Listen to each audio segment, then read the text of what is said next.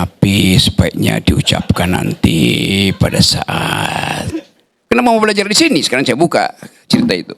Kelihatannya kamu mau jadi berminat jadi gubernur DKI. Panggil wartawan, saya bela kamu di sini. Tapi ucapkan, oh enggak om, saya mau jadi anak muda biasa aja tuh, mau berbisnis. Kecenderungan itu saya baca dari awal tuh, bahwa oke, buah jatuh tidak jauh dari pohonnya. Saya dapat kesimpulan itu.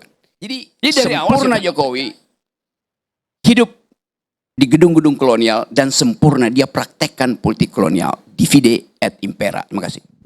Halo guys, terima kasih sudah pencet video ini. Kali ini di Ngebat, kita akan dengarkan lagi kritik pedas terbaru dari Rocky Gerung pada kekuasaan. Dengan gaya khas Rocky Gerung yang apa adanya, bukan ada apanya, membuat perdebatan menjadi menarik.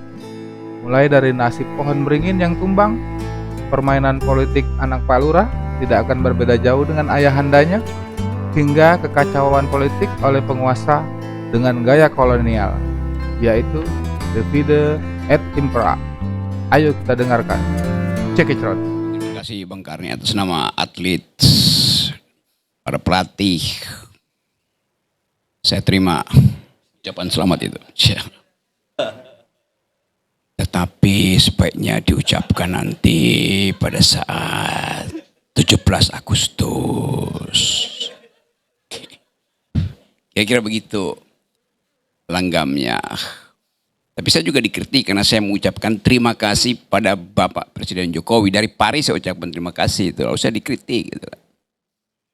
Dikritik justru oleh mereka yang akhirnya berpaling dari Jokowi itu. Kenapa kritik? Pokoknya kalian dulu yang puji-puji, saya bilang. Saya memuji Jokowi dari luar negeri hanya untuk mengingatkan bahwa Indonesia masih ada presiden. Bukan raja. Saya balik tadi Pak. Kang Sobari pakai metafor yang bagus tuh. Golkar itu cuman onder deal. Gitu. Lalu dia sebut lagi kata onder yang lain. Onder bow. Untung dia nggak sebut kata lain dalam bahasa Belanda. Onderbroek. Yang artinya celana dalam. Tapi faktanya udah terjadi. Yang lebih penting adalah bertanya kenapa barang yang onderdil bekas masih juga dicuri oleh montirnya. Kan itu soalnya tuh. Jokowi tahu dari awal ini onderdil doang. Ngapain dia curi? Kenapa dia nggak beli mesin baru itu kan? Karena dia nggak mampu membeli mesin baru. Beberapa mesin dia mau colong nggak bisa tuh. Demokrat sebagai mesin baru dia mau colong nggak bisa. PDIP apalagi mesin lama tapi kuat itu. Diesel lah gitu. Gak mampu. Maka dia colong bagian onderdilnya doang di Golkar. Besok pasti PKB dicolong tuh onderdilnya tuh. Sekarang lagi ribut di Tebu Ireng tuh. Jadi kita lihat nih mental pencuri sebetulnya. Nyolong barang, bahkan barang bekas dicuri tuh. Nah kita bayangkan misalnya. Terus si pencuri itu mau ngapain tuh? Apa yang dia takutkan dengan mesin itu? Bukan mesin itu pendukung dia. Jadi dia takut sendiri pada onderdil dia sendiri itu. PDIP tadinya onderdil dia takut. Karena itu dia mau curi itu, dia mau rampas itu. Golkar onderdil dia mau batalkan. Satu-satunya keterangan adalah ada permainan di belakang layar tuh. Golkar memperlihatkan layar depan itu. Tampilan depan ya kami baik segala macam udah diterangkan di situ. Tapi di belakang layar itu saya bisa bayangkan Erlangga keluarga malam-malam itu paling tangis-tangisan di situ. Semua senyum yang ada di situ sebenarnya dipalsukan di depan layar. Di dalam tradisi Yunani, belakang layar itu disebut opsin. Di belakang sin layar, opsin. Dari kata opsin itu datang kata obscenity. Artinya kemaksiatan. Keburukan, kebangsatan. Perselingkuhan. Di belakang layar semua itu. Gak bisa dilihat memang di dalam ucapan, tapi kita bisa duga dengan kuat bahwa dari awal Jokowi bersembunyi obscene. He's producing obscenity itu. Dasarnya itu. Jadi satu waktu Gibran datang ke rumah saya. Berapa tahun lalu. Saya tanya pada dia, kenapa ke sini? Saya mau belajar dengan Om Rocky, dia bisa panggil Om itu.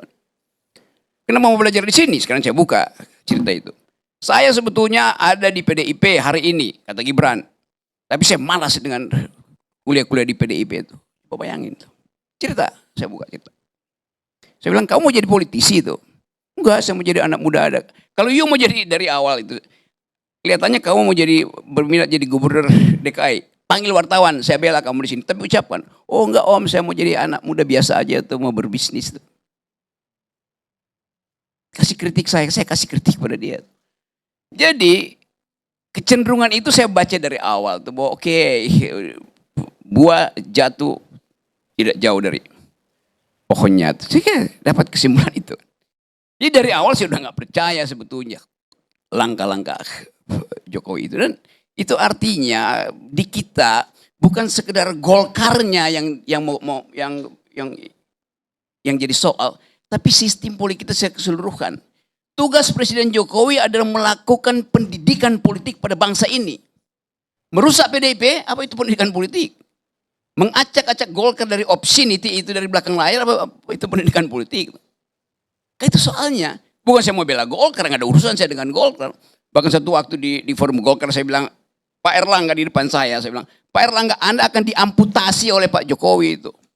3-4 bulan lalu itu ada viral di situ. Erlangga keluar. Ya kenapa Anda keluar? Ya saya minta izin keluar. Ya mungkin dia nggak mendengar itu. Tapi kemudian terjadi sekarang benar-benar diamputasi itu. Onderdil yang paling primer di dalam mesin Golkar diamputasi.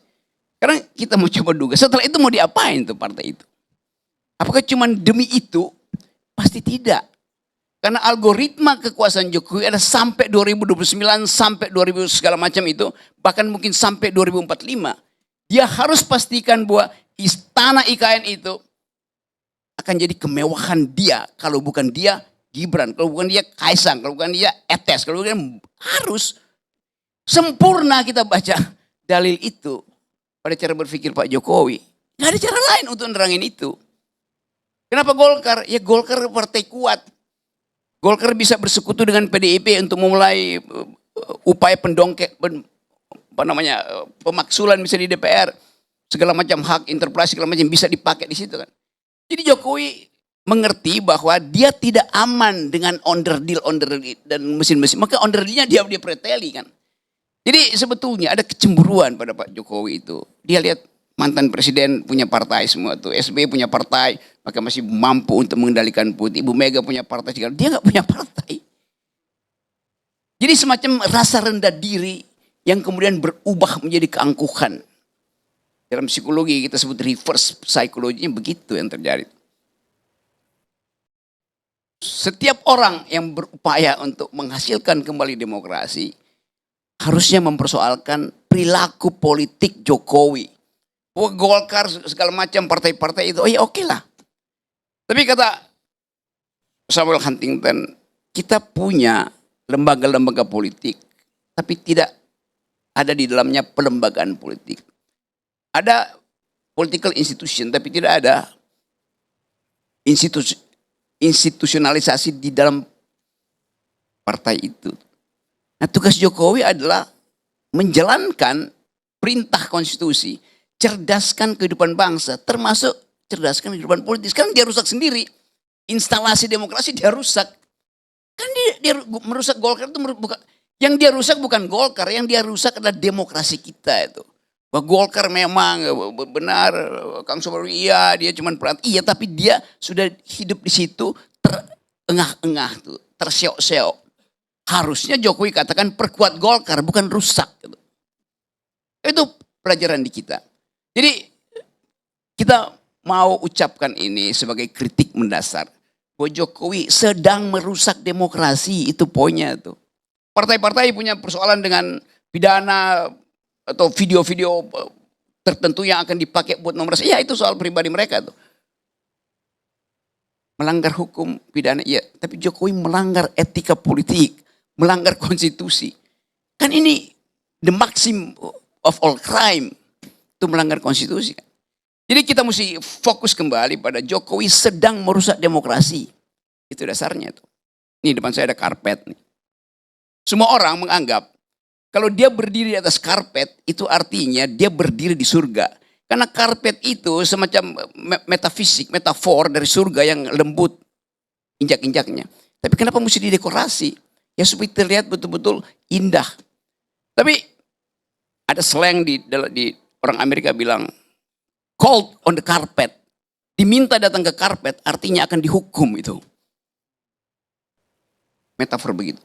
Erlangga diminta ke istana berdiri atas karpet artinya akan dihukum. Caimin akan diminta datang ke istana di atas karpet artinya akan dihukum. Jadi sebetulnya kalau kita mau lihat secara... Dan tak lupa seperti biasa di akhir pembicaraannya, Bung Rocky selalu memberikan penutupan dengan kata-kata yang tajam dan bermakna.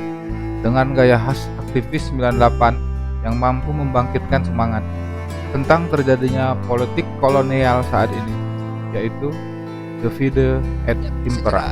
Secara sublim aja itu betul. Metafisika Jawanya itu muncul. Yaitu kebengisan itu. Yang disembunyikan. Bahkan dia sebutin bahwa setiap kali saya ada di Istana Negara saya mencium bau kolonial. Di Bogor segala macam. Bukan dia mencium. Dia menghirup itu dan dia praktekkan. Kolonialisme itu. Dia merekolonialisasi bangsanya sendiri kan. Kan diam-diam Jokowi menganggap bahwa menjadi kolonial itu yang memungkinkan dia bertahan, yaitu divide et impera. Yang dilakukan Jokowi persis politik kolonial. Memecah belah PDIP, memecah belah Demokrat, memecah belah PKB, memecah belah apa partai yang gak dipecah belah oleh Jokowi coba. Jadi sempurna Jokowi hidup di gedung-gedung kolonial dan sempurna dia praktekkan politik kolonial. Divide et impera. Terima kasih.